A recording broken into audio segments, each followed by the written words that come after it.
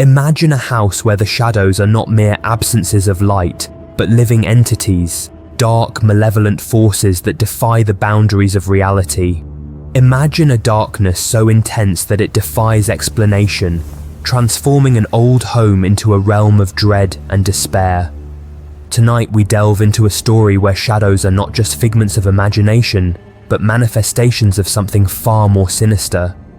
This is the tale of the shadow that drips from the ceiling.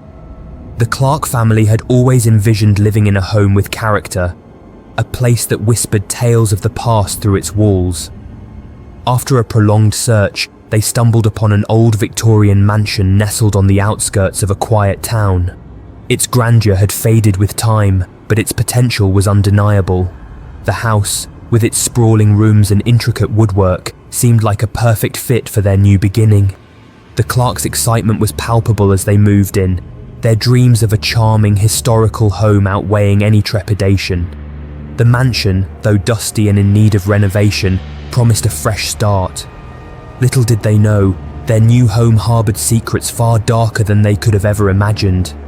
The first night in the mansion was stormy, thunder cracked, and lightning illuminated the sky with eerie flashes.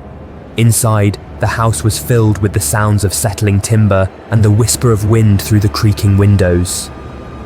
Emma Clark, the family's matriarch, was busy unpacking and organising, while her husband James tried to fix a few of the house's more obvious issues. Their son Tommy was excited but uneasy in his new room.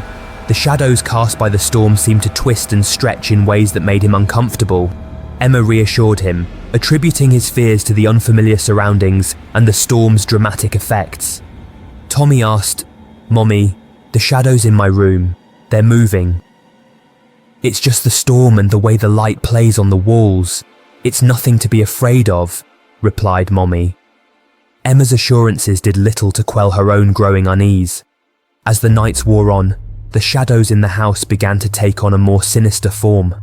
The first sign was subtle, a faint, dark smear on the living room ceiling, barely noticeable.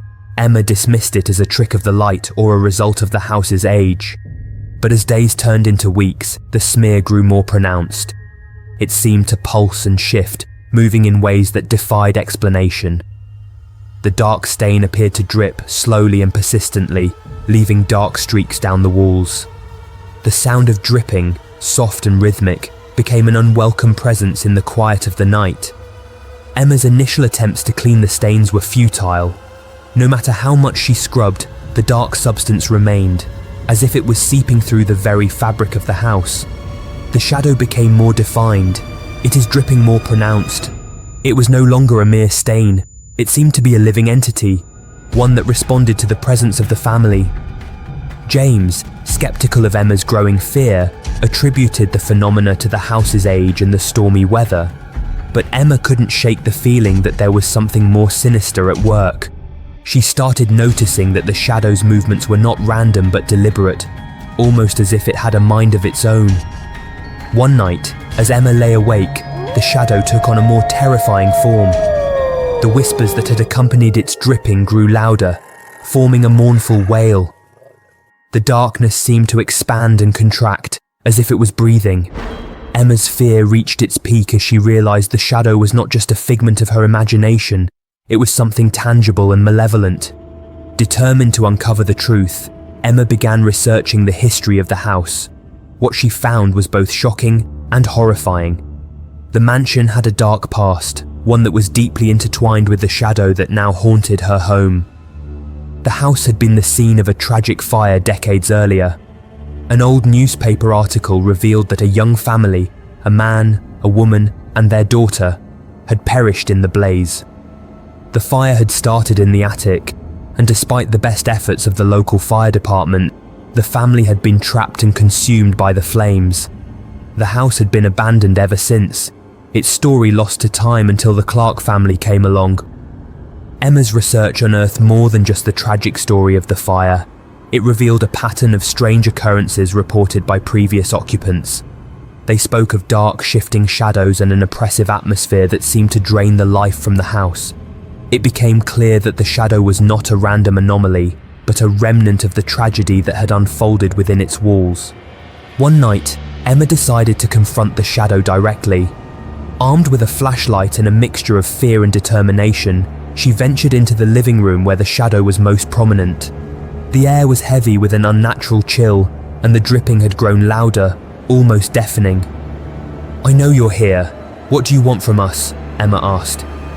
The shadow reacted to Emma's challenge. It seemed to convulse, its dark essence becoming more pronounced. The figures within the shadow became clearer, shapes of a man, a woman, and a child, their faces twisted in expressions of torment.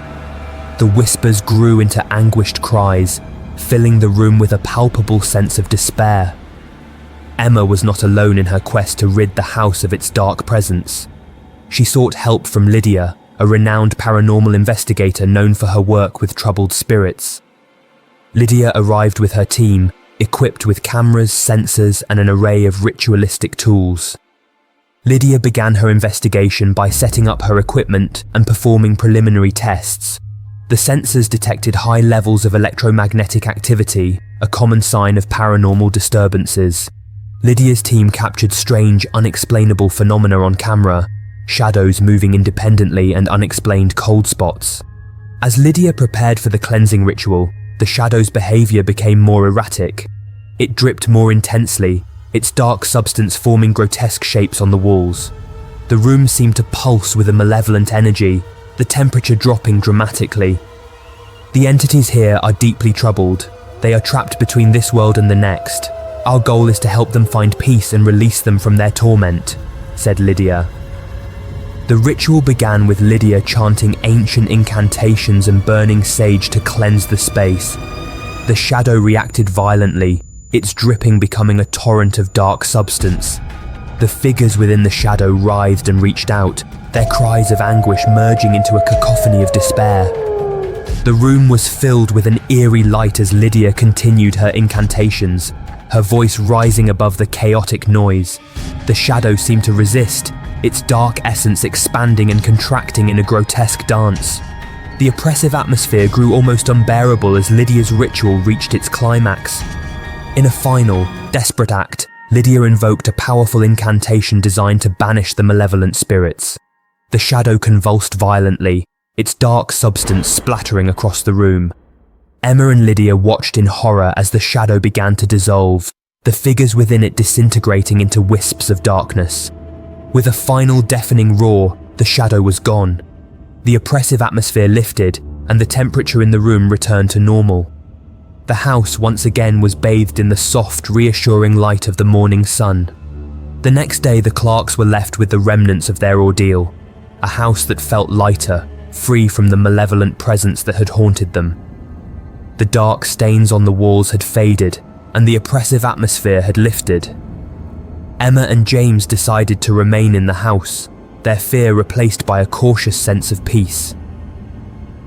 The story of the shadow that drips from the ceiling serves as a haunting reminder that darkness can hold more than just an absence of light. It can be a manifestation of pain and suffering, a remnant of lives lost and souls trapped in torment. As you go about your daily life, remember that shadows may be more than just illusions. They could be echoes of a past that refuses to be forgotten. Thank you for joining us on this chilling journey. If you found tonight's tale unsettling and intriguing, be sure to like, subscribe, and hit the bell icon for more eerie stories. Until next time, keep your eyes open and your lights on, for you never know what might be lurking in the darkness above.